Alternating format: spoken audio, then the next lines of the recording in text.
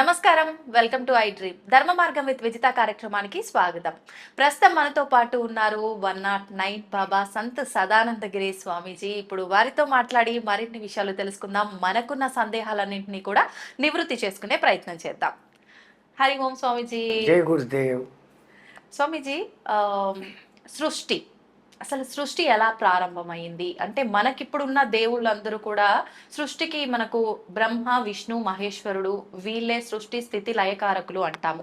కానీ వీరికన్నా ముందర మళ్ళీ శక్తి ఉంది అని చెప్పి ఆవిడ ద్వారానే ఈ సృష్టి అంటాము. అసలు ఏంటి ఇది? ఎక్కడో ఏదో ఒక కన్ఫ్యూజన్ అనేది ఎప్పుడు ఉంటూనే ఉంటుంది. దానికి ఒక క్లారిటీ ఇవ్వండి స్వామీజీ.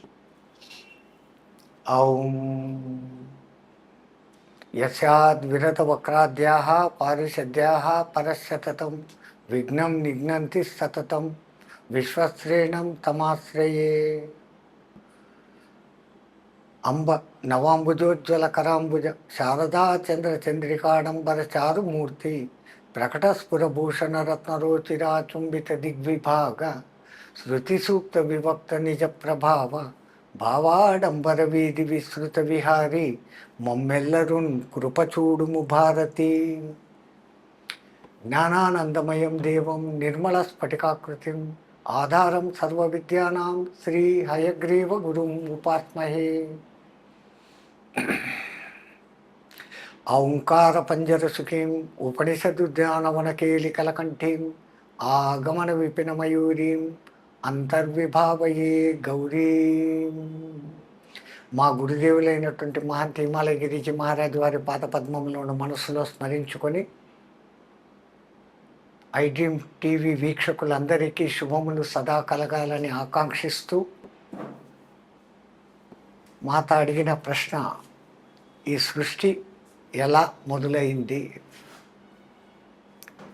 మనకందరికీ సాధారణంగా బ్రహ్మ సృష్టి చేస్తాడు, విష్ణువు ప్రొటెక్ట్ చేస్తాడు, శివుడు లయం చేస్తాడు అని మనం అనుకుంటే ఇంగ్లీష్ వాళ్ళు ఆ ముగ్గురిని కలిపి గాడ్ అని పిలుచుకుంటున్నారు.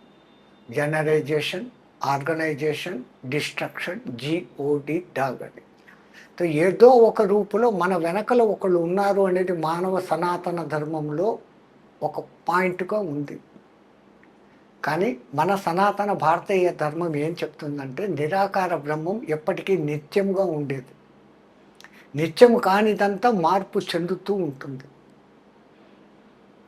జగత్తు అంటారు, జన్మించి గతించేది అన్న అర్థం, ఆ అర్థంలో వస్తుంది. సో ఈ జగత్తు పుట్టుకలు జరిగిపోతానే ఉంటాయి, మళ్ళీ వస్తానే ఉంటాయి. అదే బ్రహ్మ చేసే పని.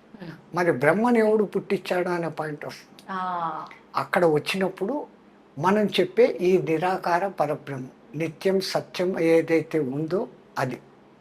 సత్యము భూతము అనే రెండు పదాలు వాడతాం. భూతం అన్నా సత్యమే, సత్యం అన్నా సత్యమే. మరి సత్యం వద్ద సత్యం బ్రూయాత్, శుభం బ్రూయాత్ రెండు మాటలు అంటాం. ఎందుకంటే వ్యావహారిక నిజం ఒకటి, నిత్యము మారని నిజం ఒకటి. సూర్యుడు తూర్పున ఉదయిస్తున్నాడు, పాక్షిక సత్యం, అది నిజమే. కానీ పూర్తి సూర్యుడు ఎప్పుడూ ఉన్నాడు. మన భూమి తిరగడంతో రాత్రి పగలు మనకి ఏర్పడి ఆయన ఏదో పొడుస్తున్నాడు, అస్తమిస్తున్నాడు అని అనుకుంటాం. కానీ అది తాత్కాలికంగా నిజమే. ప్రతిరోజు సూర్యుడు పుడుతున్నాడు, ప్రతిరోజు సూర్యుడు అస్తమిస్తున్నాడు. దాని వెనకల అసలైన నిత్యం సత్యం అనేది ఏదంటే ఆయన నిత్యము వెలుగొందుతూనే ఉన్నాడు. ఈ గ్రహాలు తిరగడం మూలంగా ఈ మార్పులు జరుగుతాయి. సో అట్లాగానే ఈ మూడు తాత్కాలిక సత్యమైతే దీని వెనకల నిత్య సత్యమైనటువంటి పరబ్రహ్మం ఒకటి ఉంది అని అంటాం. ఏ సృష్టి లేని ఒక కాలమందు ఆయనలో ఒక్క సంకల్పం పుట్టింది. నేను అనేకమగుదును కాక ఏకానేకో హమస్మి అని ఒక్క సంకల్పం అనుకున్నప్పుడు ఈ కోటాను కోట్ల బ్రహ్మాండాలు ఒక్కొక్క బ్రహ్మాండానికి ఒక్కొక్క బ్రహ్మ విష్ణు మహేశ్వరుడుగా తయారైనారు. అటువంటి కోటాను కోట్ల బ్రహ్మాండాలలో ఒక్క బ్రహ్మాండం మనం చెప్పబడే ఇంగ్లీష్ వాడు చెప్పే మిల్కీ వే గెలాక్సీ. ఆ బ్రహ్మాండంలో ఒక సూర్యుడు, ఆ సూర్యుడు చుట్టూ నవగ్రహాలు, లివింగ్ పాయింట్ ఏరియా అని చెప్పేసి సైంటిస్టులు చెప్తాడు. సూర్యుడికి భూమికి ఇంత 150 కోట్ల కిలోమీటర్ల డిస్టెన్స్లో ఉన్నప్పుడు మాత్రమే జీవానికి ప్రారంభమని సైన్స్ ఉంటుంది. అవును.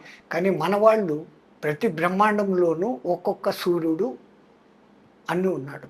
అంటే దేవతలు, దేవుళ్ళు కూడా ఒక్కొక్క బ్రహ్మాండానికి ఒక్కొక్కరు మనం ఎలా అయితే జన్మలు తీసుకుంటామో వాళ్ళు అలా అవతారాలు మళ్ళీ మళ్ళీ. సేమ్ అక్కడ స్వర్గలోకాలు, ఇంద్రలోకాలు, వరుణలోకాలు, అన్ని లోకాలు, అన్ని అన్ని అన్ని అన్ని అన్ని యాజ్ ఇట్ ఈస్. ఓహ్! ఇక్కడ ఇప్పుడు మనమిద్దరు ఇక్కడ ఎట్లా ఇంటర్వ్యూ అవును. తీసుకుంటున్నామో ఇంకో లోకంలో కూడా అక్కడే ఉన్నాం. ఇప్పుడు స్వామీజీ మనకు యుగాంతం వచ్చి ఒక యుగం అంతమైపోయి ఇంకో యుగంలోకి వెళ్తామంటారు. అప్పుడు కంప్లీట్‌గా ఇప్పుడున్నదంతా పోయి కొత్తగా ఇంకొకటి వస్తుంది అనేనా? యుగాంతములలో వచ్చేది తాత్కాలిక ప్రళయము అంటారు. మొత్తం మన సృష్టి అంతా. పూర్వీకులు హ్మ్. కాలాన్ని ఎంత దూరం తీసుకెళ్లారు, కాలాన్ని ఎంత సూక్ష్మ విభజన చేసినారో అర్థం చేసుకుంటే, హ్మ్. కాలము అనేది ఎప్పుడు పుట్టింది? హ్మ్. కాలము నిరంతర ప్రవాహం. మనమేదో భూతకాలము, వర్తమాన కాలము, భవిష్యత్తు కాలము అని అనుకుంటున్నాం ఒక లెక్క కోసం. అవును. ఇప్పుడు ఈ మాట్లాడినంత లోపల ఇంకేం మాట్లాడాలని ఆలోచించే భవిష్యత్తు ఉంది. అవును. ఇప్పుడు మాట్లాడుతున్న వర్తమానం మాట్లాడి ఫినిష్ అయిపోయిన వెంటనే అది భూతకాలంలోకి పోయింది. అవును. అంటే నిరంతరం ఫ్రాక్షన్ ఆఫ్ సెకండ్ అని ఇంగ్లీష్ వాడు ఏదో చెప్తాను. అవును. అవును. సెకండులో 1000వ భాగాన్ని వాడు కనిపెట్టాడు ఈ మధ్య. హ్మ్. నేను ఇంత సూక్ష్మానికి పోయినాను కాలానికి అంటాడు. ఆ! మన వేదంలో మాత్రాకాలం అని ఒక లెక్క చెప్తారు. హ్మ్. మాత్రాకాలం అంటే కుసుమ కోమల పత్రేషు తీక్షణ సూబ్జబ్జాం షేదయేత్ మాత్రం తన్మాత్ర మాత్రాకాల అంటారు. ఆ! అంటే కోమలమైన ఒక పుష్పపు రేకుకు సూదిని గుచ్చేదానికి, సూది ప్రవేశానికి పట్టే కాలాన్ని మాత్రాకాలము అన్నారు. ఈ ఆధునిక సైంటిస్టు కంప్యూటర్లో దాన్ని లెక్కలు వేస్తే సెకండులో 16,000వ భాగం. ఆ! అందుకే ఒకే నక్షత్రంలో ఒకే పాదంలో పుట్టిన మానవుల్లో కూడా తేడాలు వస్తున్నాయంటే గ్రహస్థితులు మారుతూ ఉన్నాయి. ఆ! రాముడు పుట్టిన నక్షత్రంలోనే ఎంతోమంది అదే పుడుతున్నారు. అవును. మరి అందరూ రాముడు కావడం లేదు అంటే ఈ మాత్రాకాలంలో వచ్చే మార్పు. హ్మ్. అక్కడ అంత సూక్ష్మంగా మొదలుపెట్టి ఆ నిమేషాలు అని అదని ఇదని లెక్కలు చెప్పుకుంటూ గడియలు విగడియలు అని చెప్పుకుంటూ అన్నిటినీ రెండు రెండు చేస్తూ వచ్చారు. ఎందుకు అంటే అర్ధనారీశ్వర తత్వం అనేది ఉంటేనే సృష్టి జరుగుతుంది అని చెప్పడంతో హ్మ్. దినము రాత్రి 7 రోజులు కలిస్తే వారం, 2 వారాలు కలిస్తే పక్షం, 2 పక్షాలు కలిస్తే నెల, 2 నెలలు కలిస్తే ఒక ఋతువు, హ్మ్.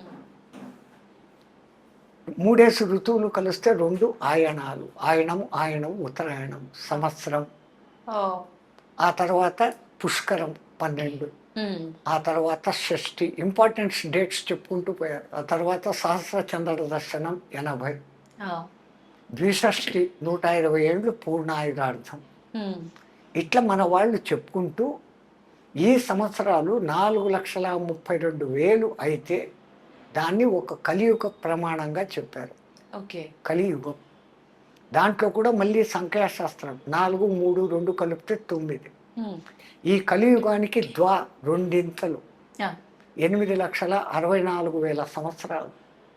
అది పరయుగం. అవును. ఈ కలియుగానికి మూడింతలు ఆ! 12,96,000 సంవత్సరాలు. హ్మ్. అది త్రేతాయుగం.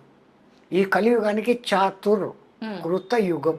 ఓకే. ఓకే. 17,28,000 సంవత్సరాలు. హ్మ్. ఈ 4 యుగాలను కలిపి ఒక్క మహాయుగం అంటారు. ఆ! ఈ ఒక్క మహాయుగానికి మళ్ళీ టోటల్ చేస్తే ఆ! 43,20,000 సంవత్సరాలు. ఇట్లాంటి మహాయుగాలు 1000 అయితే బ్రహ్మదేవుడికి ఒక పగలు, 1000 అయితే బ్రహ్మదేవుడికి ఒక రాత్రి. వామ్మో! 1000 మహాయుగాలు కలిగిన తర్వాత బ్రహ్మదేవుడు విశ్రమించినప్పుడు హ్మ్. ఇంతవరకు జరిగిన ఈ సృష్టి అంతా ఆయనలోకి పోతుంది. ఆయనలోకి. మళ్ళీ ఉదయం తెల్లారిన తర్వాత హ్మ్.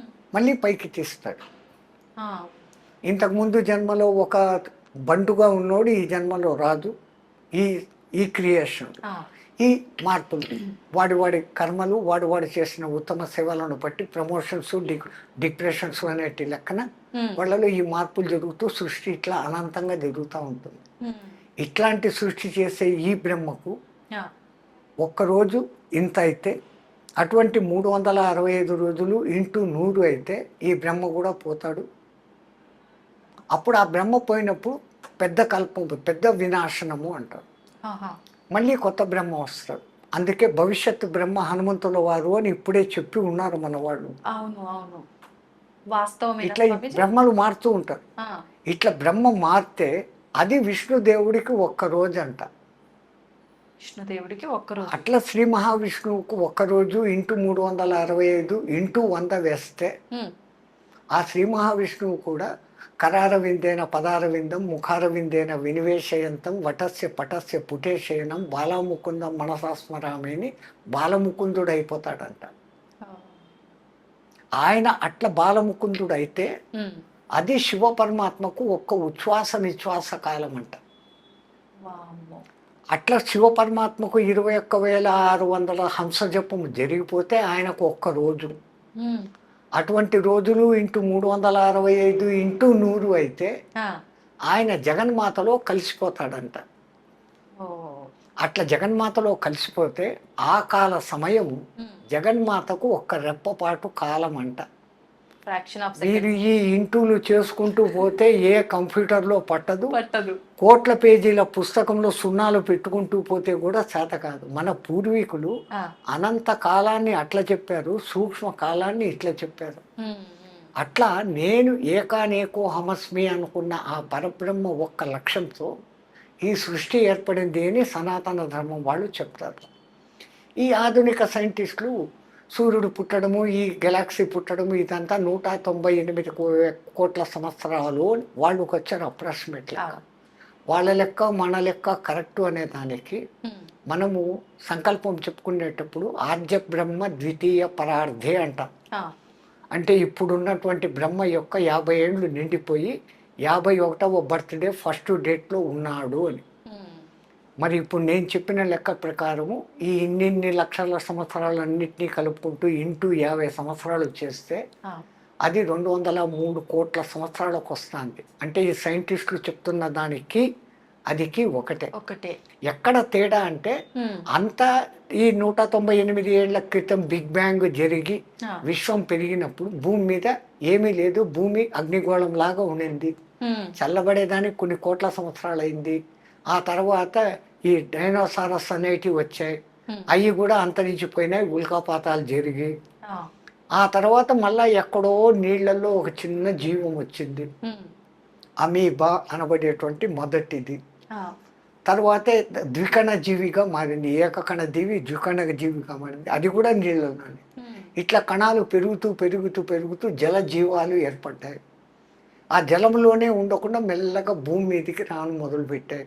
ఉమ్, నీళ్ళలోకి వస్తూ భూమిలోకి వస్తూ తిరుగులాడుతూ ఉన్నాయి కొన్ని వేల సంవత్సరాలు. ఆ, మళ్ళీ కొన్ని వేల సంవత్సరాలకు నీళ్లను వదిలేసి భూమి మీదనే నివసిస్తున్నాయి. అవును. ఆ తర్వాత ఈ జంతు లక్షణాలను వదులుకుంటూ మెల్లగా మానవ లక్షణాలకు పుణికి పుచ్చుకున్నాయి.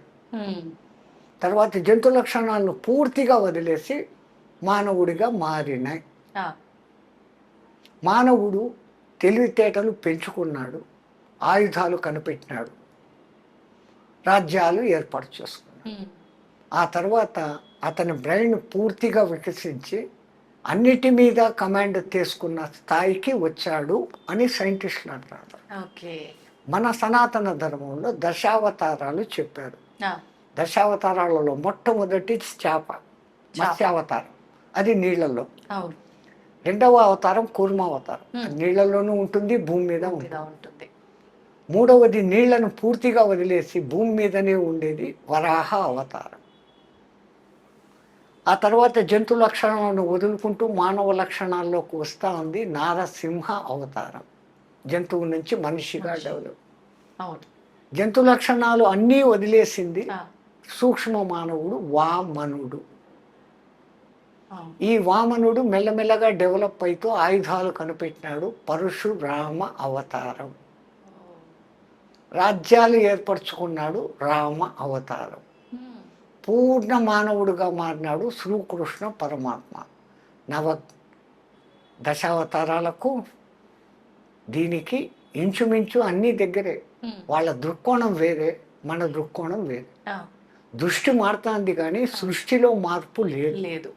ఆ సృష్టి ఇట్లే జరుగుతూ ఉంటుంది, నాశనం అవుతూ ఉంటుంది, పుడుతూ ఉంటుందని మనం అంటాం. అవును. ఇది అప్పుడు పుట్టింది ఎప్పుడు పోతుందో అని వీళ్ళు లెక్కలేసి సూర్యుడు ఇంకా కొన్ని కోట్ల సంవత్సరాలకు పోతాడు, బిగ్ స్టార్ అదేమో అయిపోతాడు, పోతుంది అయిపోతుంది అంటాడు. అయిపోతుంది మళ్ళా వస్తూనే ఉంటుంది. ఎందుకంటే ప్రతి గెలాక్సీకి మధ్యలో ఒక బ్లాక్ హోల్ అనేది ఉంది. ఈ గెలాక్సీలు అన్నిటికీ మధ్యలో అనంతమైన చీకటి ఉంది. అందుకే సైంటిస్టులు అంటారు కనపడేదంతా 5%, కనపడనిది అంతా 95% ఉంది అంటున్నారు. దాన్ని బ్లాక్ మ్యాటర్ అంటున్నారు. దాన్ని తెలుగులోకి ట్రాన్స్లేట్ చేస్తే కృష్ణ పదార్థం. కృష్ణ అని అనకూడదు. ఎందుకని అనకూడదు స్వామిజీ?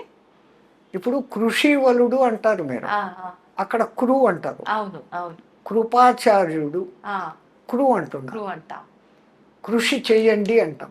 అక్కడ ఏం వాడుతున్నారు? క్రూ అంటారు. కృతజ్ఞతలు అంటున్నారు.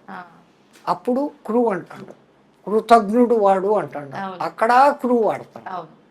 మా కృష్ణుడి దగ్గరకు వచ్చేసరికి కృష్ణ అంటున్నారు కానీ కృష్ణ అనడం లేదు. వాస్తవానికి కృష్ణ కృష్ణ అన్నప్పుడు మన తృష్ణ తీర్చువాడు కృష్ణుడు. కృష్ అంటే అనంతము. ఆ అనంతాన్ని ఇచ్చువాడు కృష్ణ.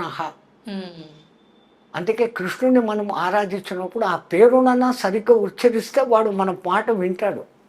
పక్కనే ఉన్నాడు. ఎంతసేపు కృష్ణ కృష్ణ అంటే నన్ను కాదులే ఎవడో కృష్ణ అని పిలుస్తున్నాడు, నన్ను పిలవడం లేదు అనుకుంటాడు.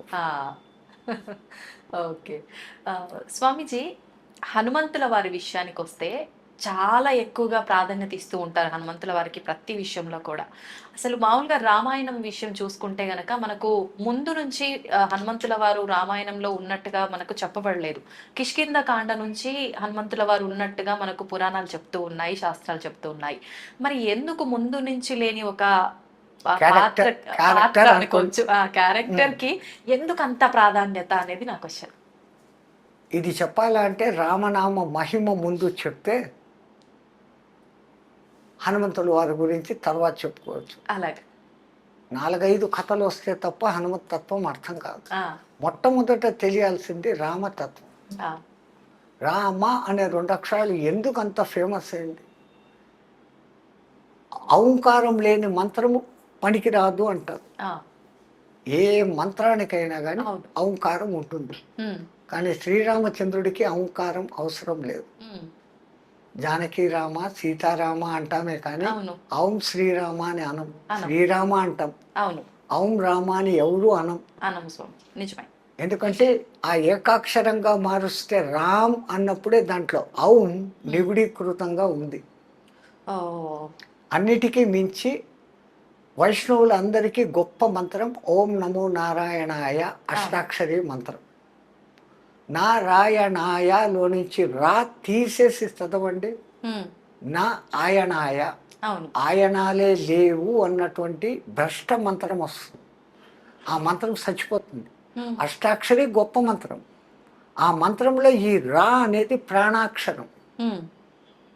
ఓం నమో నారాయణాయ, నా ఆయనాయ, ఆయనాలే లేవు, విరుద్ధార్థం వచ్చేస్తుంది.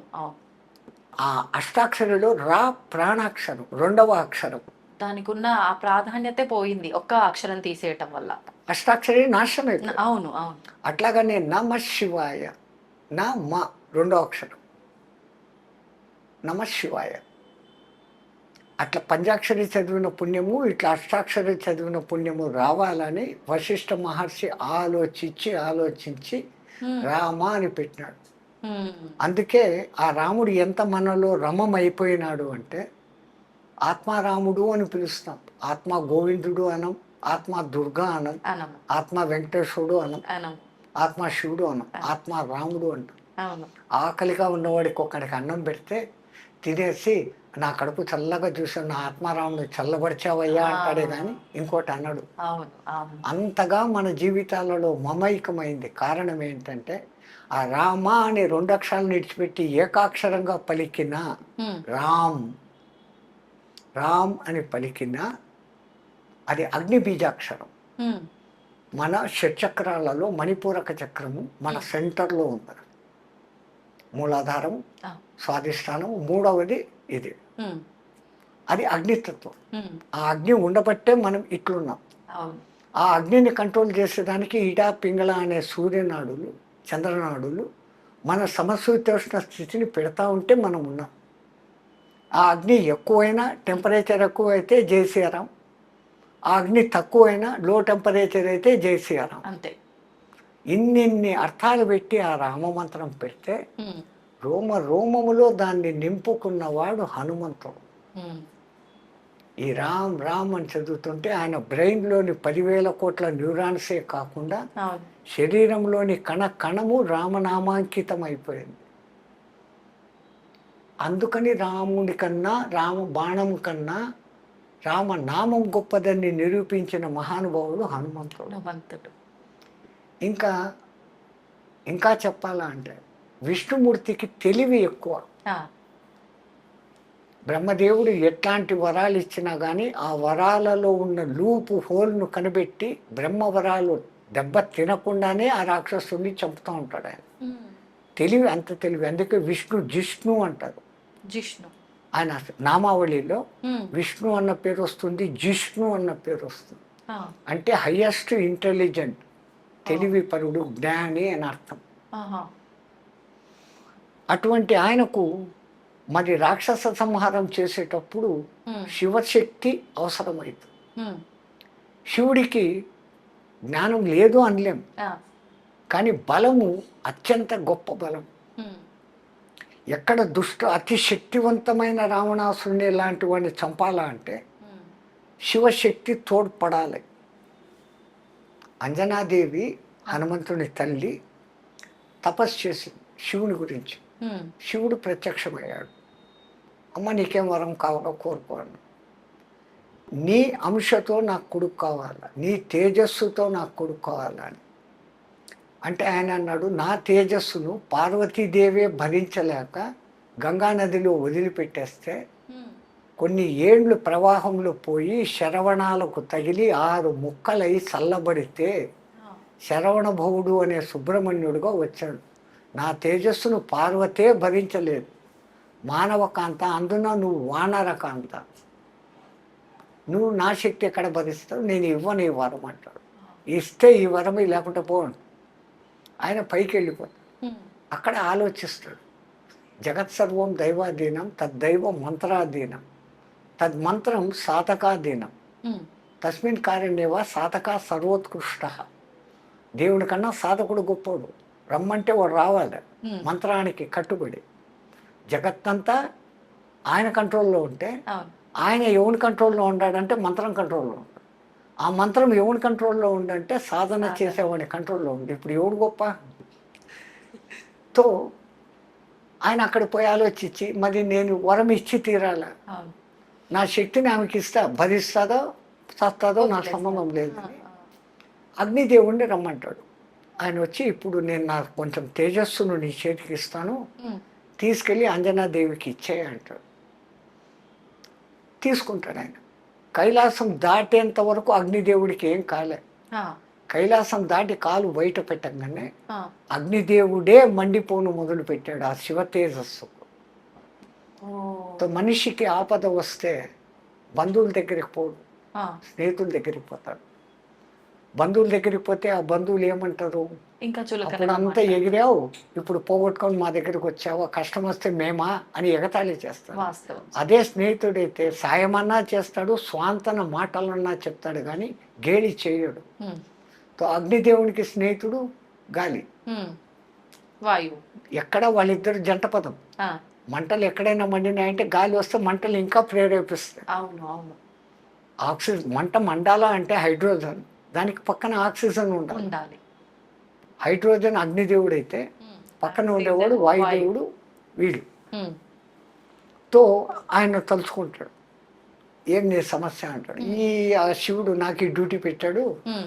నేను అంజనా దగ్గరికి పోయేంత లోపల నేను భస్మం అయిపోతాను, నన్ను కాపాడు అంటాడు. ఉమ్. ఆ తేజస్సు నా చేతికి అని హిమవత్ పర్వత సానువులలో బర్రు బర్రు బర్రు అని తిరుగుతాడు. ఉమ్. ఆ హిమాలయాల శీతలానికి ఆ శివతత్వ తేజస్సు శక్తి ఉష్ణత తగ్గుతుంది. ఆహా. ఆ తగ్గినప్పుడు అంజనాదేవి ఎప్పుడు ఇస్తావు శివ అని కూర్చొని ఉంది. ఆ, వాయుదేవుడు తెచ్చి ఇదమ్మా అని వేసాడు. ఎందుకని మనం వాయుపుత్రుడు అంటున్నాం. వెనకల కారణము ఆమె కోరిక శివుడు. శివుడు ఆ విధంగా హనుమంతుడుగా ఎందుకు పుట్టాల్సి వచ్చిందంటే దానికి ఇంకో కథ ఉంది. ఉమ్, రామాయణంలో ఈ కథలు రావు. అవును అవును. అన్ని పురాణాలు చదివితే తప్ప Hmm. రామాయణం అర్థం కాదు. అందుకే వ్యాసుల వారికి రామాయణం ఎంత ఇష్టము అంటే రామాయణం వినా పురాణం పూర్ణం కాదు అని రాసేశాడు. ప్రతి పురాణంలోనూ రామాయణ కథ ఉంటుంది. ఉమ్, పురాణానికి కొన్ని లక్షణాలు ఉంటాయి. మన్వంతరము అది ఇది అనేసి ఆ, 6 లక్షణాలు ఉంటే దాని పురాణం. ఉమ్, 7వ ముఖ్య లక్షణం ఏంటంటే రామాయణ కథ లేకుండా పురాణం పూర్తి కాదు అని. ఆ, నవం ఎప్పుడు కొత్తగా ఉండేది అని పురాణాలకు పేరు. ఉమ్, మొదట 18, దానికి ఉప పురాణాలు 18, ఔపప పురాణాలు 18, 54 పురాణాలు ఉన్నాయి. ఆ, ఏ పురాణం అన్నా చదవండి, దాంట్లో రామకథ ఉంటుంది. ఉమ్, ఈ చిన్న చిన్న కథలు అక్కడ వస్తాయి. ఈ అంతా సమగ్రంగా చదివితే తప్ప రామాయణం అర్థం కాదు. అర్థం కాదు. ఒకానొక సమయంలో ఒక రాక్షసుడు శుంభాసురుడు అనేవాడు ఎవరో, ఉమ్, ఆడు కూడా తపస్సు చేసి చిరంజీవత్వం పొందాల. కానీ ఈ బ్రహ్మ చిరంజీవత్వం ఈడు. ఆ, ఎంత టెక్నికల్గా వరాలు అడిగినా కానీ ఆ జిష్ణు చంపేస్తాడు. ఉమ్, విష్ణుకు కూడా దొరకని లాజిక్ను మనం ఏదన్నా పట్టుకొని చిరంజీవత్వం సాధించాలా అని ఆలోచించి మనసులో ఒక థాట్ వస్తుంది. ఆ థాట్ పెట్టుకొని తపస్సు చేస్తాడు. ఆ, బ్రహ్మదేవుడు ప్రత్యక్షమవుతాడు. ఒక వారం తర్వాత వారం అడుగుతాను అంటాడు. ఉమ్, ఈ వారంలో మళ్ళీ ఆలోచిస్తాడు. ఎటువంటి వరం అడిగితే విష్ణుమూర్తి కూడా నన్ను చంపలేడు. ఆ, వారం రోజులు బాగా ఆలోచిస్తాడు. బ్రహ్మ వచ్చేస్తాడు. వారం అయిపోయింది, ఏం వారం కాదు. ఏం లేదు, నా చేతిలో కత్తి ఉండి ఆ, ఆ కత్తితో నాకే గాయమైతే నేను చావాలి, లేకపోతే నేను చావకూడదు. బ్రహ్మ ఓరి పిచ్చోడా, ఇది ఎక్కడ వరంరా? ఉమ్, ఇన్నాళ్ళు తపస్సు చేసి వారం టైం అడిగి అవును. ఇంత పిచ్చి ప్రశ్న ఏ పిచ్చిదో మంచిదో నాకు ఈ వరమే అన్న. ఆయన ఏమనుకోకుండా తదాస్తు అని వెళ్ళిపోయాడు. ఆ, బ్రహ్మ అటు పోంగనే వీడు ఇంకా నా జీవితంలో నేను కత్తిని ముట్టనుగాక అని ధారగా వదిలినాడు. ధారగా వదిలితే ఇంకా మళ్ళీ తిరిగి తీసుకోవడం ఉండదు. Okay okay. ధార అనేది ధార పోయడం. ఆహాహా. మనం కూడా అంటాం నీదంతా నాకు ధార పోయని ఊరికే అంటాం. అవునవును. ధార పొయ్యాల. ధార అంటే నీటి ధార. Okay okay. అందుకే బలిచక్రవర్తి వామనుడు వచ్చినప్పుడు ఉమ్, నీకేం కావాలా అడుగు అంటాడు. ఆ, ఒక్క అడుగు అడగను, 3 అడుగులు అడుగుతాను అంటాడు. మీ తెలుగులో చమత్కారం ఇదే. అడుగు అంటే అడుగులు అన్న అర్థం ఉంది. అవును. పూచో, ఆ, హిందీలో మేము పూచో అంటాం. అవును. ఈ తెలుగులో ఈ అర్థం ఉంది. నీకేం కావాలో అడుగు అంటే ఒక్క అడుగు అడగను, 3 అడుగులు కోరికలు కోరుతాను అన్నాడు. ఆ, అడుగు అడగడం అంటే కోరిక. అడగటం అంతే. చలో మాంగ్లే అన్నాడు. మరి ఇచ్చేటప్పుడు నాకు ఉమ్, నేను అడిగింది నాకు ధార పోసి అన్నాడు. ఆ, అంటే ఇంకా నేను మాట తప్పను, తప్పను. ఇంకా ఇస్తాను అని. ఉమ్, ఆ ధార పోసేటప్పుడు శుక్రాచార్యుడు అడ్డం వస్తాడు. ఆ, వచ్చినోడు విష్ణు నిన్ను నాశనం చేసేదానికి వచ్చినాడంటే అంతటి విష్ణు చెయ్యి కింద నా చెయ్యి పైన ఉంటే ఇంకేం కావాలా అనేసి ఆయన్ను కూడా కాదని చెప్పి ధారాపాతంగా నేను నీకు ఇస్తాను, నువ్వు అడిగిన 3 అడుగులు ఇస్తాను అంటాడు. ఉమ్, అనగానే ఈయన ఒక్క అడుగుతో నీ రాజ్యం అంతా కావాలా అంటాడు. ఆ, 2వ అడుగుతో నువ్వు సంపాదించుకున్న పుణ్యలోకాలు అన్నీ కావాలా అంటాడు. పైలోకాలు. పైలోకి. అయిపోయింది. ఇంకా 3వ అడుగు ఇంకెక్కడ అడగాలి? ఆ, నా తల మీద పెట్టు అంటే రసాతలానికి ఆయన్ను ఉచ్చస్థానానికి పంపుతాడు. నీచస్థానం కాదది. ఉమ్, అతల వితల సుతల తలాతల రసాతల మహాతలాలు స్వర్గము కన్నా అద్భుతమైన వైభోగాలతో ఉంటాయి. ఓ, అక్కడ బలిని పంపించేసి బలికి ద్వారపాలకుడుగా విష్ణుమూర్తి ఉంటాడు. విష్ణువే ధార ద్వారపాలకుడు. పోయడంలో ఇంత అర్థాలు ఉన్నాయి. ఆ, ఈడేమో ఇక్కడ ఈ ధార పోసాడు. ఇంకా లేని అల్లకొల్లాలు వీడికి ఎన్ని శక్తులు వచ్చేసినాయంటే దేవతలకు మించిన శక్తులు. ఏది అనుకుంటే సంకల్పంతో ఆయుధాలు చేతికి వచ్చేసి శక్తి వచ్చేసింది. ఉమ్, ఇంకా ఈయన జయించడం చేతకాడం లేదు. ఇంద్రుడు అల్లాడుతూ వచ్చాడు. త్రిపురాసులను చంపగలిగినావు నువ్వే సరైనోడి, వాడి మీదకి యుద్ధానికి పో. ఈయన పోయాడు. వాడు ఇంకా ఏమిది, వాడు కత్తి మట్టుకు పట్టుకోడు, ఇంకా ఏమి శూలం అంటే శూలం, పాశుపతాస్త్రం అంటే ఏదైనా అన్నీ చేస్తాడు. చావుడు. శివపరమాత్మ యుద్ధం చేసి చేసి చేసి అలసిపోయి రిటర్న్ వచ్చేస్తాడు. దేవతలంతా మీటింగ్ పెట్టుకున్నాడు. అరే బ్రహ్మ, నువ్వు ఏం వరం ఇచ్చినావురా? ఏం లేదు, వాడి చేతితో కత్తి ఉండాలంట, వాడికి దెబ్బ తగలాలంట, వాడు చావాలంట. ఓ సింతేనా, మనం కత్తి తీసుకొని పోయి యుద్ధం చేస్తామని మళ్ళీ పోయినాడు. ఆయన కత్తి పట్టడం లేదు, కత్తిని అడ్డగిస్తూ ఏమేమో పడతాడు. ఈయన అలసిపోతాన్నాడే తప్ప వాడు కత్తి పట్టడం. తట్టని ఓడిపోయి మళ్ళీ వచ్చాడు. మళ్ళా మీటింగ్ పెట్టుకున్నప్పుడు విష్ణుమూర్తి దీర్ఘంగా ఆలోచిస్తా అన్నాడు. ఏమయ్యా అంటే, మరి ఇంకా ఈ జిష్ణువే కాపాడాలమ్మా అంటే, ఈ జిష్ణు చేత కూడా కాదు ఇది. వాడు ఎవడో ఇంతకుముందు ఒకటి అడిగాడు, నేలలో కాదు, భూమి మీద కాదు, ఆకాశంలో కాదు, ఇంట్లో కాదు, బయట కాదు, పగలు కాదు, రాత్రి కాదు, మనుషుల చేత కాదు, జంతువుల చేత కాదు, దేవతల చేత కాదు, ఆయుధాల చేత కాదు. అట్లాంటి వాడినన్నా చంపాడు. వీడు కత్తి పట్టడం అనేసి దార పోసుకున్నాడు. ఇంక వీడి చేత కత్తి పట్టించేది ఎట్లా? వీడు చచ్చేదట్ట, వీడు సావడు. లేదు, అనంత కోటి ఉపాయాలకు శతకోటి అపాయాలు ఏమో అంటారు మీరు తెలుగులో, అదేమో చెప్తారు. శతకోటి ఉపాయాలకు అనంతకోటి అపాయాలు ఏమో ఉంది, అది మంచి వర్డ్. ఆ శతకోటి అపాయాలకు అనంతకోటి ఉపాయాలు, బుద్ధులు సంథింగ్ ఏదో వస్తుంది అనుకుంటే, ఏదో అట్లా ఎక్కడో ఒక్క చోట లూప్ హోల్ ఉంటుంది అని ఈయన అంటున్నాడు. ఏం లూప్ హోలు? వాడు కట్టే పట్టుకోడు, ఇంకెక్కడ లూప్ హోలు అని ఈయన. నువ్వు సంపలేవు అని ఆయన. ఎవడైనా జాతస్య మరణం ధ్రువం సంపుతాను అని ఈయన. వీళ్ళిద్దరి మధ్య కొంచెం పట్టుదల పెరిగిపోయింది. శివపరమాత్మ, నువ్వు సంపకపోతే ఏం చేస్తావు అన్నాడు. ఒక జన్మ నీకు నేను ఊడిగం చేస్తాను అన్నాడు. ఒక జన్మంతా. విష్ణుదేవుడు, నేను ఒకవేళ సంపేసి వస్తే నువ్వేం చేస్తావు? నేను నీకు ఒక జన్మ ఊడిగం చేస్తాను. రైట్, ఈ మాటలైంది. విష్ణుమూర్తికి ఒక ఐడియా ఫ్లాష్ అయింది. ఆయన పోయాడు యుద్ధానికి. కొన్ని రోజులు కావలసి కాలే ఆ ఆయుధాలతో ఈ ఆయుధాలతో వాని రహస్యం తెలిసినా యుద్ధం చేసినాడు. చేసి ఒరే అలసిపోయినా అన్నాడు. మధుకైటబులను చంపేటప్పుడు ఏ తెలివి వాడినాడో ఆ తెలివి వాడినాడు. మధుకైటబులతో కూడా యుద్ధం చేసి, మీరు ఇంత పరాక్రమవంతులుగా చచ్చేటట్లు లేరు, మీకు వరం ఇస్తాను అన్నాడు.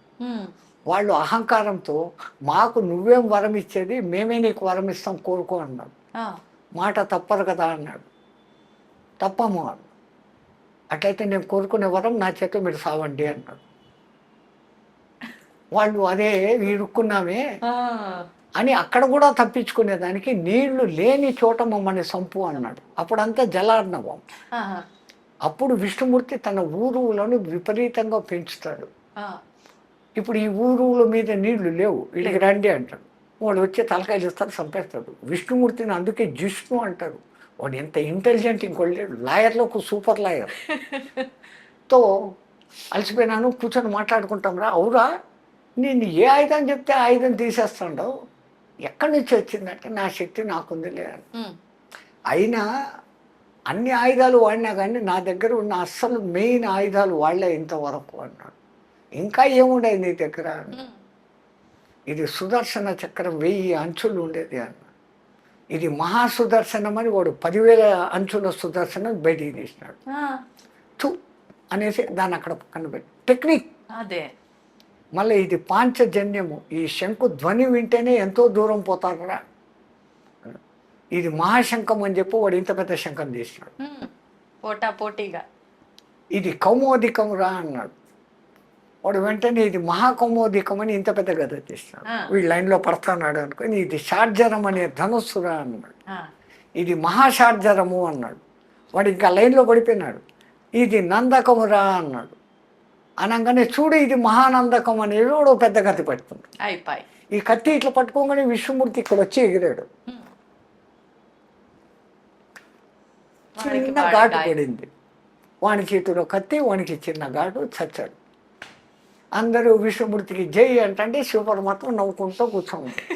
వీళ్ళకు భవిష్యత్తు తెలుసు, ఇదంతా జరిగే నాటకం. అంతే. ఆ విష్ణుమూర్తి వచ్చి ఏమయ్యా నేను చంపాను మరి ఏం చేస్తావు అని. ఆ! నువ్వు రామావతారం ఎత్తు, నేను హనుమంతుడే వస్తాను అని. ఓ. అంజన కోరుకోవడం, అక్కడ రావడం, ఇక్కడ ఇది ఆ యుద్ధము, ఎన్నిటి మూల కారణంగా ఆంజనేయ స్వామి మనకు వచ్చాడు. అందుకే పంచముఖ ఆంజనేయ స్వామిని చూపించేటప్పుడు విష్ణు శక్తులన్నీ దాంట్లో ఉంటాయి. 5 ముఖాల్లో ఏది మొదటిది, భూమిని పైకెత్తాలంటే ఎంత శక్తి కావాలా? వరాహ శక్తి, ఒక ముఖం ఆంజనేయుడు. రెండవది హిరణ్యకశిపుడు లాంటి రాక్షసుని చంపాలా అంటే నృసింహ శక్తి, రెండవ ముఖం.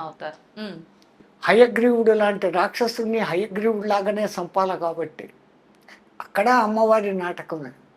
ఆ హయగ్రీవుడు అనే రాక్షసుడు వాడు ఎట్లాంటి వరం అడిగినాడంటే కేవలం సేమ్ నాలాగా ఉండేవాడి చేతిలోనే నేను చావాలి. వాడి తలకాయ గుర్రం ముఖం, హయగ్రీవుడు. హయం అంటే గుర్రం, గ్రీవం అంటే మేడ, హయగ్రీవం. మరి ఇంకో హయగ్రీవం ఏడుంది? అందరూ ఓడిపోయినారు. విష్ణుమూర్తి కూడా యుద్ధం చేసి అలసిపోయి బాణం కింద తల పెట్టుకొని అలసిపోయి పడుకున్నాడు. ఆయన పడుకున్నాడు, నిద్రపోతున్నాడు, యుద్ధం చేసి చంపుతాడు అంటే నిద్రపోతున్నాడు, నిద్ర లేపాల. ఆయన నిద్ర లేపితే కోపగించుకుంటాడేమో, తెలివిగా లేపుతామని బ్రహ్మదేవుని పిలిచి వాడిని ఎట్లా ఒకట్లా లేపు. ఆయన విల్లు పట్టుకుని ఉన్నాడు కదా, ఆ నారిని కట్ చేస్తే విల్లు ఇట్లా ఉంటుంది. నారి ఉన్నప్పుడు బెండ్ బలంగా ఉండి ఉంటుంది, ఆ విల్లు తెంపేస్తే ఇట్లా ఉంటుంది కదా. ఆయనకు మెలకు వస్తుంది, మళ్ళీ యుద్ధం చేస్తాడు. బ్రహ్మదేవ ఆ విల్లును కొరికేయంట, నారిని కొరికేయంట. అంటే అంతవరకు బ్రహ్మ సృష్టించని ఉమ్రీ పురుగులు అనబడేటువంటి చెదలను పుట్టిస్తాడు. ఆ చెదలకు చెప్తాడు పోయి నారిని కట్ చేయండి. ఆయన్ను కట్ చేస్తే మాకేం లాభము అని అయ్యి యజ్ఞంలో మీకు కూడా భాగం ఇస్తాము అన్నాడు. ఆ మాట విని అయిపోయినాయి. ఇప్పుడు కూడా సాంప్రదాయంగా యజ్ఞం జరిగిన తర్వాత యజ్ఞం పూర్తయిన 2వ రోజు లోపల తవ్వితే కింద మీకు ఆ చెద పురుగులు కనపడతాయి. ఆ పరుగులు కనపడినాయి అంటే మీ యజ్ఞం సక్రమంగా చేసినట్టు. యజ్ఞం అంటే మామూలు విషయం కాదమ్మా. సుక్కు శృవాల శుద్ధి, భూశుద్ధి, వాస్తు శుద్ధి, ఇటుకల శుద్ధి, ఆ హోమద్రవ్యాల శుద్ధి, ఇన్ని చేస్తే యజ్ఞం. అది హోమము యజ్ఞము మధ్య తేడా ఏంటి స్వామి? పేర్లు అదే. యజ్ఞం అంటే పలానా పేరు మీదే ఈ యజ్ఞం చేస్తున్నానని సంకల్పించుకొని ఇన్ని రోజుల వరకు చేసేది యజ్ఞం. హోమం అంటే నిత్యాగ్ని హోమం. బ్రాహ్మణుల ఇంట్లో 3 అగ్నులు ఎప్పుడు పెట్టుకొని ఉంటారు కదా, గ్రాహపత్యము, ఆవహనీయము, అగ్ని అనేది 3 అగ్నులు ఉంటాయి. అది ఆ సిస్టమ్. ఇప్పుడు మళ్ళా సబ్జెక్ట్ మంది ఎక్కడికో డీవియేట్ అవుతుంది. పురాణాల కథలు సామాన్యంగా ఉండవు. మనం పంచముఖ హనుమంతుడి హయగ్రీవుడు అది కొట్టంగానే ఎంత జోరుగా ఈ నారి కొడుతుందంటే విష్ణుదేవుని తలకాయ ఎగిరిపోతుంది.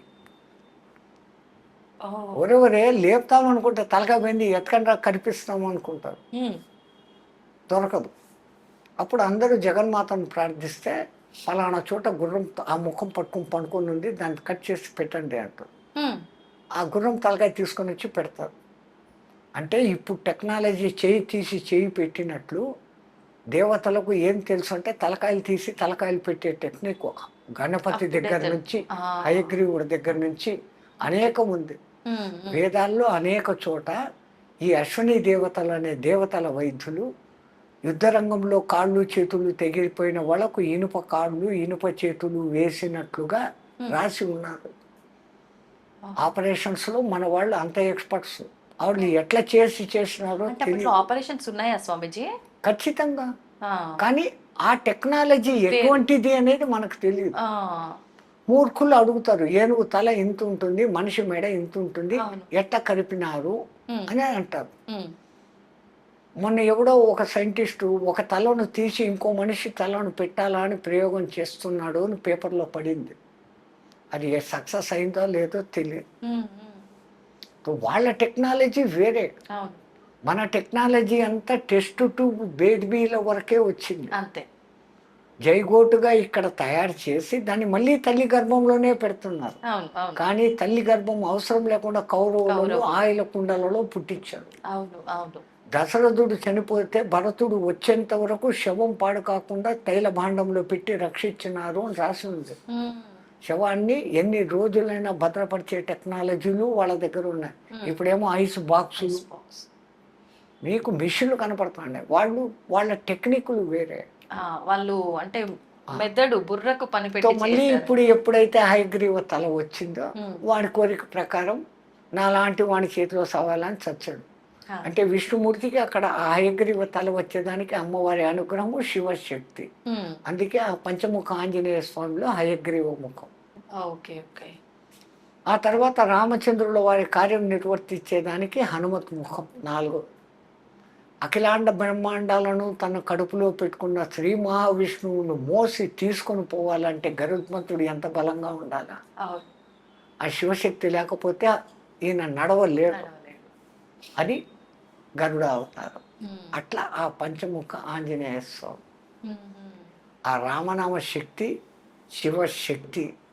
అందుకే హనుమతే రుద్రాత్మకాయ హోంపట్, రుద్రుని ఆత్మను కాయముగా ధరించిన ఓ హనుమంతుడా నా సర్వారిష్టాలను దూరం చెయ్యి అనేసి ఆయన మంత్రాలలో ఒక పేరు. అట్లాగనే ఆయనకు సుందరుడు అని అసలైన పేరు. అంజనాదేవి ఆయనకు పెట్టిన పేరు సుందరుడు. సుందరుడు. ఆయనకున్న అనేక పేర్లలో కృష్ణ అనే పేరు కూడా ఉంది. హనుమంతుల కృష్ణ అనేది 3, 4 మాత్రమే ఉంది, 5 మందికి మాత్రమే ఉంది. 5 కృష్ణలు ఉన్నారా? మహాభారత యుద్ధంలో భగవద్గీత జరిగినప్పుడు ఒకసారి ఒక డిబేట్లో ఎక్కడో నాకు గీత అంత తెలుసు, నాకే గీత ఇంత తెలుసు, అది ఇది అనేసి ఆ ఇంగ్లీష్లో చదివిన వాళ్ళు అంటున్నారు. గీతను బాగా అబ్జర్వ్ చేస్తున్నారు. ఆ భారతం అంతా చదివినారంటే భారతం మొత్తం చదివాను నన్ను, గీత మొత్తం చదివామని. మళ్ళీ అట్లయితే భగవద్గీతలో ఎంతమంది కృష్ణులు ఉన్నారు? నువ్వెక్కడ పిచ్చోడివయ్యా, చెప్పిన కృష్ణుడు ఒకడే కదా. మళ్ళీ విన్న అర్జునుడు కూడా కృష్ణుడే. అర్జున పల్గొన పాడత కిరీటి బీభత్సుడు విజయ కృష్ణ సవ్యచాచి ధనుంజయ అని ఆయనకు కూడా 10 పేర్లు. సర్వ ఉత్కృష్ట ఆకృష్ట రూపం ఇది కృష్ణం. క్రూ క్రూ క్రూ అన్నప్పుడే ఇది వస్తుంది, క్రీ క్రీ అన్నప్పుడు రాదు. సర్వ ఉత్కృష్ట ఆకృష్ట రూపం కృష్ణం. అర్జునుడు కూడా అంత సుందరుడు కాబట్టి ఒక్క ద్రౌపదమ్మను కాకుండా ఎంతో మందిని, విద్యుల్లేఖమాలని, ప్రమీలను, సుభద్రను, ఇంతమంది. కృష్ణుడి తర్వాత ఎక్కువ భార్యలు ఉండేవాడు ఈయనే. ఎందుకంటే ఆ ఆకృష్ట రూపం. అంటే ఇప్పుడు చెప్పే కృష్ణుడు ఒకడు, వినే కృష్ణుడు ఒకడు, ఇంకా ఇంకో కృష్ణుడు జెండాపై కపిరాజు హనుమంతుడు, ఆయనకు కూడా కృష్ణ అనే పేరు. 3. 4వ వాడు అసలు ఈ కురుక్షేత్ర సంపాదన యుద్ధం రావడానికి మూల కారణం ద్రౌపది. ద్రుపదరాజు కూతురు కాబట్టి ద్రౌపది, పాంచాల దేశపు రాకుమారి కాబట్టి పాంచాలి. కానీ యజ్ఞ సంభవ యజ్ఞ వేదికలో నుంచి బయటకు వచ్చినప్పుడు అగ్నిదేవుడు ఆమెకు పెట్టిన పేరు ఈమె కృష్ణ అన్నాడు. అది 4. ఇంకొకరు 5వవాడు రాసిన వ్యాసుడు. వ్యాసుడు అసలు పేరు కాదు, కృష్ణ ద్వైపాయనుడు. పరాశరుడు సత్యవతినితో పోయి ఇది మంచి ముహూర్తము, ఈ సమయంలో ఈ గర్భధానం చేస్తే పుట్టాల్సిన వాడు పుడతాడు అని కనుక్కొని పరాశర మహర్షి అంటే, అయ్యా నేను కన్యను, ఇది పగలు, ఆ పక్క ఈ పక్క వాళ్ళు చూస్తా అన్నారు అంటే ఆయన అప్పటికప్పుడు తన తపోశక్తితో చీకటిని పుట్టిస్తాడు. కృష్ణ ద్వైపాయనం, 2 ఒడ్డుల మధ్య పుట్టినవాడు కృష్ణ ద్వైపాయనుడు. ఆయన పూనుకొని వేదాలను, ఏకంగా ఉన్న వేదాన్ని 4గా వ్యాసము విభజించాడు, వ్యాప్తం చేశాడు. కాబట్టి వ్యాసుడు వ్యాసుడు వ్యాసుడు అంటాం. అసలు పేరు కృష్ణ ద్వైపాయన. 5 మంది కృష్ణుడు. మనం రామాయణం నుంచి భారతానికి వచ్చాము. ఇప్పుడు హనుమంతుల వారు గురించి మాట్లాడుతున్నాం కాబట్టి స్వామీజీ, హనుమంతుల వారి జననం కూడా 2 సార్లు జరిగిందా? ఒకసారి మూర్ఛిల్లి పడిపోవటము ఏదో జరిగింది అని చెప్పి, మళ్ళీ అప్పుడు ఆయన మూర్ఛిల్లితే బయటకు వస్తే 2వ జననం కాదు. జరిగింది ఏంటంటే సూర్యుని పండు అనుకుని పైకి ఎగిరినప్పుడు ఇంద్రుడు వజ్రాయుధం వేశాడు. ఉమ్, వజ్రాయుధం దెబ్బకు ఎవరైనా సస్తారు. ఆ, కానీ ఇంద్రుడు వజ్రాయుధం వేయడంలో ఎందుకు కారణం అంటే ఈయన కారణ జన్ముడు. ఆ, ఈయన హనుమలు బాగుంటే ఉమ్, వేదాన్ని బాగా పలకగలడు. భవిష్యత్తులో ఈయుడు సూర్యుని దగ్గర విద్య నేర్చుకోవాలి. ఆ, వేద మంత్రాలు చదవాలంటే హనుమలు బాగుండాలి. హనుమలు అంటే దవడలు. దవడలు. ఈ దవడలు బాగుండాలంటే దానికి ఆ పలుకు రావాలి. ఉమ్, ఉమ్, ఆ పలుకు వచ్చేదానికి ఆ దవడలు బలిష్టమయ్యేదానికి కొట్టాడు ఆయన. ఆ, దానికి ఆయన మూర్ఛిల్లి కింద పడిపోయాడు. ఒక విధంగా అందరూ చచ్చిపోయినారు అనుకున్నాడు. అవును, అవును. గాలిదేవుడు కొంచెం బాధపడ్డాడు. ఉమ్, నా మూలంగా వచ్చిన శివశక్తి ఇట్ట పడిపోయింది, ఉమ్, నేను వీచను అంటే గాలి ఒక్క క్షణం వీచకపోతే జయశీరం. అంతే. అప్పుడు ఒక్కొక్క దేవత ఒక్కొక్క వరం ఇస్తూ ఉమ్, వీడిని నా బ్రహ్మాస్త్రం కూడా ఏమి చేయదు అని బ్రహ్మ, నా మారుణాస్త్రం ఏం చేయదని ఆయన, ఉమ్, నా యమపాశం పనిచేయదని ఈయన, ఇట్లాంటి వరాలన్నీ ఇస్తున్నారు. ఉమ్, ఆ గాయం మూలంగా ఆ దవడలు ఉబ్బడంతో ఆయన ముఖము కొంచెం ఇదే అయింది. ఆహా, రెండవది వానరులు అంటే కోతులు కావు, ఉమ్, వాళ్ళమున్న నరులు. అంటే తోక ఉన్న. నరులు ఆ, 32 వెనుపూసలు 33 వెనుపూసలు ఉన్న మనమే ఈ యోగంతో కుండలిని యోగంతో జ్ఞానులం అవుతా ఉంటే వాళ్లకు తోకలో 32 ఇంకా ఎక్స్ట్రా ఉండేటివి. 64 చతుషష్ఠి, ఉమ్, 66 ఆ వెన్నుపూసలతో వాళ్ళు ఎంత శక్తిమంతులుగా ఉంటారు. అది ఒక జాతి ఒక కాలంలో ఉండేది, రామాయణ కాలం. ఉమ్, ఆ జాతి అంతరించింది. ఉమ్, కోతులు అని మనం అనుకుంటాం. అనుకుంటా. అవును. మరి కోతి, కోతుల కోతి నుంచి వచ్చి చేష్టలు ఉంటే అంటాం. హనుమంతుడు ఆ రాజ్యం ఏంటే ఇప్పుడు అన్ని కోతులు ఉన్నాయి, ఇన్ని రకాల కోతులు ఉన్నాయి, ఒకటి ఇంతవరకు మారలేదు. అవును, ఆ కోతుల నుంచి మనిషి వచ్చినాడు అంటున్నారు. ఆ, మరి కోతులుగానే ఉన్నాయి. అవును. అవన్నీ మారి మనుషులుగా అవ్వాలిగా మరి, నిజంగానే మీరు అన్నట్టు. పోనీ ఇంత కాలంలో ఏ చింపాంజీను ఆ, ఏ గొరిల్లాను కొద్దిగా మార్పులు అయ్యి మనిషిలాగా కావడం లేదే. లేదు. స్వామీజీ, శివుడి గురించి ఇందాక మీరు కైలాసం దాటిన తర్వాత అగ్నిదేవుడు దాటని వరకు ఏమవ్వలేదు, దాటిన తర్వాతే మార్పు జరిగింది అన్నారు కదా. అంటే నిజంగా శివుడు కైలాసంలో ఉంటాడా? కైలాసం అనేది నిజంగా ఉందా? ఇప్పుడు మన కళ్ళకు కనపడేటివి గ్రహ నక్షత్ర తారాల వరకే. ఉమ్, స్వర్గలోకము, ఇంద్రలోకము, వరుణలోకము, వాయులోకము, ఇవన్నీ లోకాలు ఉన్నాయి. ఆ, ఒక్కొక్క దేవతకు ఒక్కొక్క లోకము. యక్షలోకము, కిన్నరలోకము, కింపురుషలోకము, సిద్ధలోకము, సాధ్యలోకము, చానూరలోకము, ఇన్ని రకాల లోకాలు ఉన్నాయి. ఉమ్, అవి ఏంటి అంటే ఒక మానవుడు మామూలు స్థాయి నుంచి సాధన బాగా చేస్తే మానవ గంధర్వ పొజిషన్లోకి వస్తాడు. అంటే మంచి సంగీతకారుడు, మీ ఆంధ్రాలో ఘంటసాల, మా హిందీలో మహమ్మద్ రఫీ, మన్నాడే, ఇట్లాంటి వాళ్ళు మానవ గంధర్వులు. ఆ, ఇంకా ఉత్కృష్ట స్థానానికి పోతే గంధర్వులు అనే గంధర్వ లోకంలోకి చేరతారు. ఓ, ఇంకా శక్తులు సంపాదించుకుంటే యక్షలోకానికి పోతారు. ఉమ్, కిన్నెర, కింపురుష లోకాలు, సిద్ధ సాధ్య చాణూర గణాలు అనే లోకాలు. అంటే ఈ మానవులలో సాధనా శక్తి పెరిగే కొద్దీ వచ్చే లోకాలు. ఉమ్, ఇవన్నీ అయిపోతే ఇంకా పూర్ణత పోస్తే దేవతలు, ఏది అడిగినా ఇచ్చేదానికి సిద్ధంగా ఉండేవాళ్ళు అనబడే దేవతలు. ఉమ్, కానీ వీళ్ళందరికీ కూడా ఆయు ప్రమాణాలు ఉన్నాయి. ఆ, నిరంతరము ఉండేది ఆ పరబ్రహ్మం ఒకటి తప్ప ఇవన్నీ మారిపోతానే ఉంటాయి. ఉమ్, అంతటి వాడు కాబట్టే హనుమంతుల వారు ఉమ్, సంజీవని పర్వతాన్ని తీసుకొని వచ్చి లక్ష్మణుని బతికిచ్చారు. సీతమ్మ ఉంది అన్న శుభవార్త చెప్పి రాముడిని బతికిచ్చారు. అవును. ఇంతటి గొప్పది ఉన్నా ఆయన దగ్గర వినయత ఉంది. ఉమ్, రామ పట్టాభిషేకం జరిగినప్పుడు జాంబవంతుడు అంటాడు, ఈరోజు ఈ నయనానందకరమైన దృశ్యం చూస్తున్నామంటే హనుమాన్ నువ్వే కారణం. ఉమ్, శతయోజన విస్తీర్ణ సాగరాన్ని దాటావు, వచ్చేసావు ఇచ్చేసావు అంటే అబ్బే నా గొప్పతనం ఏం లేదండి. మరి నువ్వు లేదంటావు, ఎట్లా దాటావు నువ్వు 1000 యోజనలు అంటే? రాములు వారు ఉంగరం ఇచ్చారు కదా, ఆ శక్తితో పోయినాను. మళ్ళీ రిటర్న్ ఎట్లా వచ్చినావు రా? అమ్మవారు చూడమని ఇచ్చినారు కదా, ఆ శక్తితో వచ్చినారు. నాది ఏమీ లేదు. మనమైతే ఎంత అహంకరిస్తాము. ఇంత ఉంటే అంత చేసి చెప్పు. రాముడి దగ్గరికి రాగానే నేను ఎగిరి ఆడిపోయినా, లంకిని అడ్డం వచ్చింది, దారిలో మైనాకుడు అడ్డం వచ్చినాడు, డామ్ డూమ్ ఇన్ని కథలు చెప్పాను. అవునవును. లంక అంతా కాల్చేసిన, రావణుడి కొడుకు అక్షకుమారుని చంపిన యా. ఇన్ని చెప్తాడు. అవును. ఆయన రాగానే రాముడు అక్కడ కనపడంగానే ఉమ్. కనుగొంటిని జానకి మాత నా అశోక వనంబున్నాను. ఉమ్. ఆయనకు ఆ శుభవార్త చేర్చాల అంతే. ఉమ్. ఆ సీతను చూసావారా, ఎట్లా చూసావు, ఎట్లా పోయినావు నువ్వు అంటే, అదా పోతా ఉంటే మైనాపురట్టు వచ్చింది. ఉమ్. అందుకే రామాయణం అంతా 24,000 చిన్నదైతే సుందరకాండ అనేది అంత ప్రాశస్తమైనది. ఉమ్. మా ఉత్తర భారతదేశంలోని తులసీదాసు ఆ. ఆ మహానుభావుని రామచరిత మానసం అని రాసే దాంట్లో ఈ హనుమాన్ చాలీసా రాశాడు. ఉమ్. ఎంత ప్రసిద్ధమైపోయిందంటే అంత అవును. ప్రసిద్ధమైపోయింది. ఉమ్. అంతటి వినయగుణ సంపన్నుడు అవును.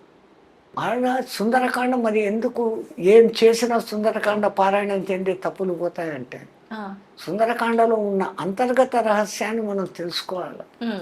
బాహ్యానికి సుందరకాండ చిన్నది. అవును. హనుమంతుల వారు ఈ దిక్కు నుంచి ఎగిరారు, ఆ దిక్కు పోయారు, సీతను చూశారు, లంకలు కలిసి వెనకొచ్చారు, అయిపోయింది. అవును. తర్వాత యుద్ధకాండ. ఆ. మరి ఎందుకు అంత ప్రాశస్తం అంటే, ఒక సాధకుడు, ఉమ్. ఒక మానవుడు, ఇవి అన్ని కథలు అక్కడ ఉన్నాయి. ఉమ్. సీత అనబడే జీవుడు మరీచుడు అనే మాయలో పడతాయి. ఆ పేరే మరీచిక. మరీచిక అంటే ఎండమావి. సంస్కృతంలో మరీచిక అంటే ఎండమావి. ఉమ్. ఎండమావి ఏముంటుంది, ఉమ్. ఆ ఎడారుల్లో నీళ్లు ఉన్నట్లు కనపడుతుంది. ఉమ్. నీళ్లు ఉండవుగా. అవును. ఉండవు. చూడండి రామాయణంలో ఆ పేర్లు ఎంత భద్రంగా పెట్టినారో. ఉమ్. మరీచిక అనే మారీచుడు ఆ. మాయలో సీత అనే జీవుడు పడితే ఉమ్. రాముడు అనే దేవుడికి దూరం అయిపోతాడు. ఆ. మరి దూరమైన జీవుణ్ణి మళ్ళీ రాముడితో కలపాలంటే ఒక ఉత్తమ గురువు ఉండాలి. ఆ. ఉత్తమ గురువుగా ఉండాలంటే ఉత్తమ గురువు లక్షణాలు ఉండాలి. ఉమ్. హనుమంతుడు ఈ పక్క నుంచి ఆ పక్కకు ఎగిరేటప్పుడు ముందు అడ్డం వచ్చినోడు మైనాకుడు. మైనాకు. ఆయన వచ్చి మీ తండ్రి రక్షించబట్టి నా రెక్కలు మిగిలి ఉన్నాయి, ఉమ్. లేకుంటే ఆ ఇంద్రుడు మొత్తం అందరి మా కులమ్మ వాళ్ళందరి రెక్కలు పగలగొట్టేశాడు. అవును. అదే రెండవది, ఉమ్. రఘువంశంలో పూర్వీకుడైనటువంటి సగరుని పేరు మీద సాగరం అని వచ్చి ఈ లోపల నేను ఉన్నాను, ఆ. రామకార్యం మీద పోతాండవు, నా ఆతిథ్యం తీసుకుని పోయి పండ్లు తిని పో అంటాడు. ఆ. నేను రామకార్యం మీద రామ బాణంలాగా పోతా ఉన్నాను, నీ ఆతిథ్యానికి థ్యాంక్స్ అన్నాడే కానీ ఉమ్. మనలాగా సాధకులకు ముందు ఆటంకము తిండి. అవును. తిండి మీద నియంత్రణ సాధించాలి ఒక సాధకుడు అనే దానికి అర్థం. ఉమ్.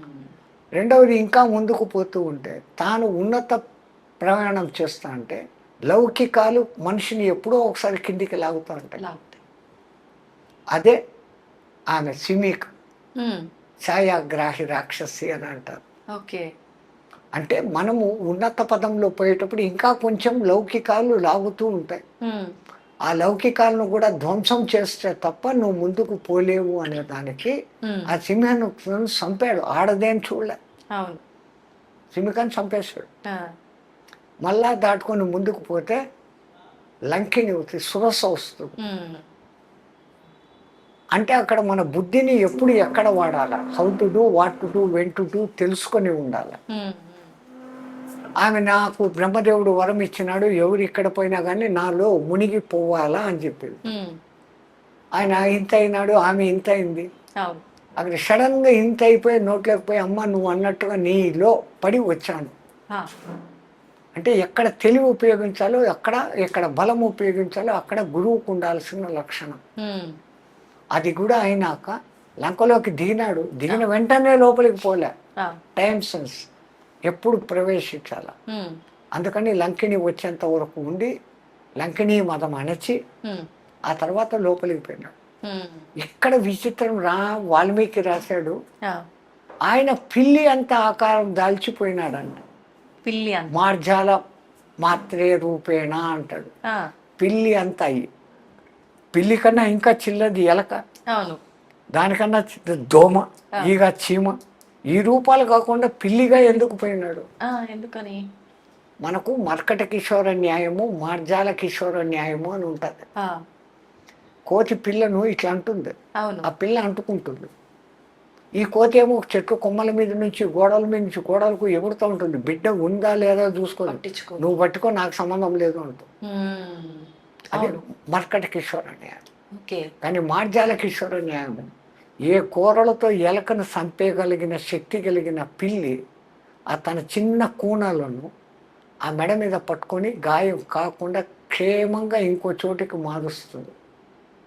అవును స్వామి. సో అక్కడ ఆ బిడ్డ నేను ఫుల్ సేఫ్, నాదేం లేదు, అంతా నీదే అనే సమర్పణ భావం ఉంది. రామా నేను నీ సేవకుణ్ణి అన్నటువంటి సమయస్ఫూర్తిని చూపించేదానికి వాల్మీకి ఆ వర్డ్ వాడినాడు. అంటే ఇప్పుడు ఈయన పూర్ణుడు అయినాడు. అవును. ఒకటి ఆకలిని జయించాడు, రెండవది లౌకికాలను జయించాడు, తెలివి ఎప్పుడు ఎక్కడెత్త వాడాలనో వాడగలుగుతా అన్నాడు, అవును. అవును. ఏ సమయానికి ఏం పని చేయాలనే సమయ సెన్స్లో ఉన్నాడు. ఇంత అద్భుత గుణాలు కలిగి ఉన్నా కానీ పైవానికి శరణాగతిగా ఉన్నాడు. ఇంత ఉండబట్టి గురువు తత్వాన్ని పొంది అవును.